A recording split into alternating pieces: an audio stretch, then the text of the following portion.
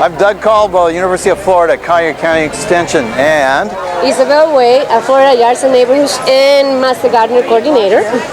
And today we're in Lake Placid, Florida, looking at the beautiful Caladium Festival. Is this gorgeous or what? I love it. So, have you picked a particular variety? I like the fantasy. You like them all? I like them all.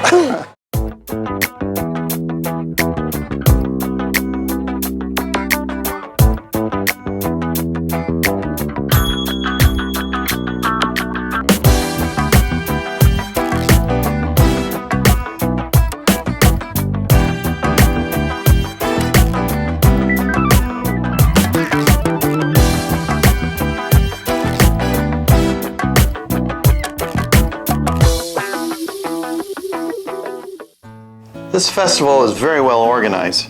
First, you watch a fascinating video of how the growers prepare the tubers, plant them in the fields with equipment that they designed themselves, harvest them, and pack them for shipping all over the world.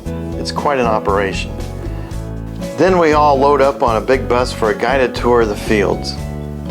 The Caladium species is originally from the Amazon jungles of South America.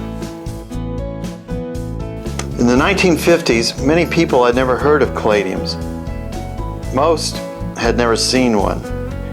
Here was a beautiful backyard plant with terrific potential that had gone virtually unnoticed by American gardeners. A big part of the problem, of course, was they were not in abundant supply.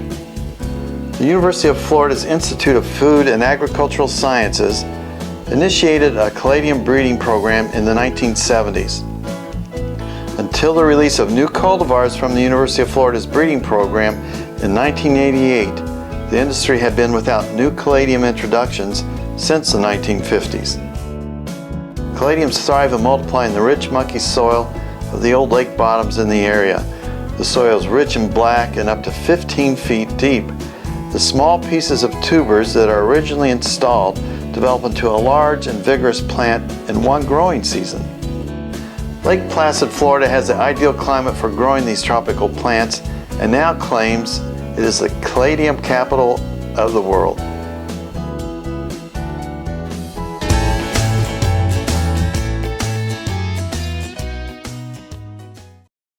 So how do you make them look so beautiful? What kind of magic manure or fertilizer? We use like a peat-based soil, Peat? and you just cover them that much, barely cover them. And if it's this time of year, if it's really warm, they take about 5 weeks.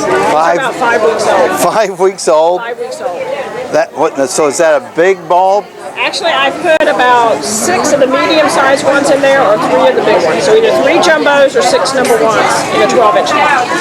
They got bulb everywhere. Like potatoes. Yeah, I know, because no one knew what a tuber was. We couldn't sell tuber, we could sell bulbs. Bulb sounds better than tuber, I guess, you think?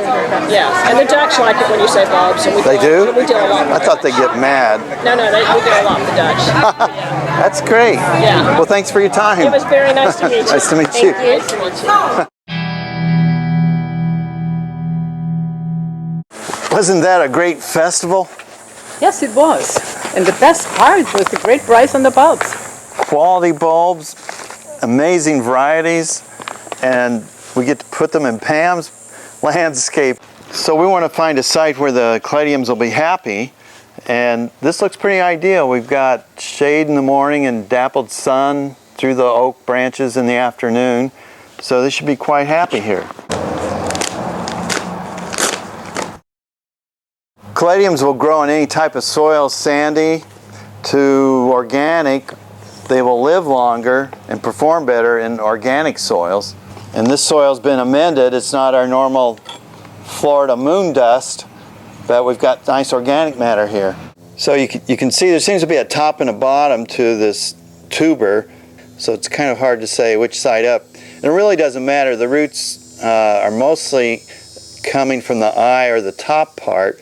So they always say eyes up or hair up if you use your imagination, these root hairs looking like hairs.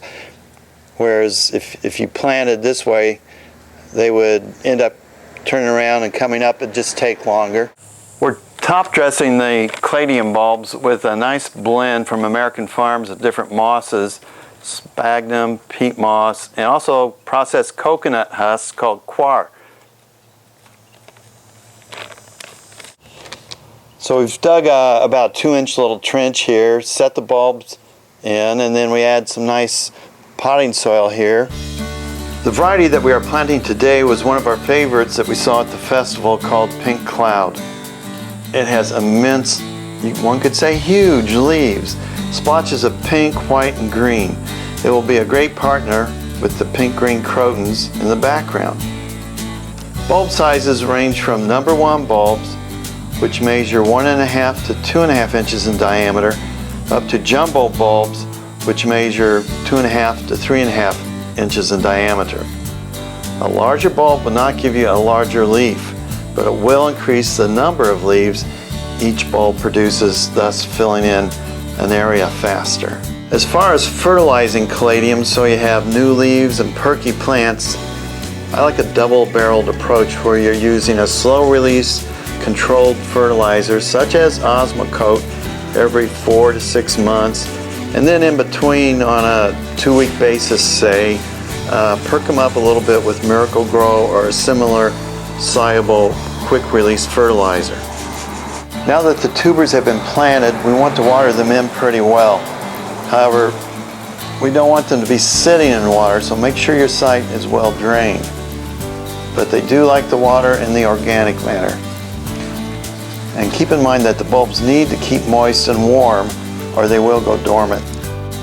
One of the primary caladium breeders, Dr. Deng at the University of Florida, thinks that if you fertilize regularly and provide adequate water, you can extend the life of these beauties even longer. We hope we got you excited about caladiums today and that you'll go to the Caladium Festival next year. You can add these low-maintenance plants to your landscape to brighten up dark areas with the white leaf types, or just color, much like annuals, almost 9 months out of the year. Caladiums also make great container plants, and you can use the leaves in flower arrangements. This is Doug Caldwell, University of Florida, Collier County Extension, also known as Dr. Doug Bug, helping you to beautify your landscape and protect the environment.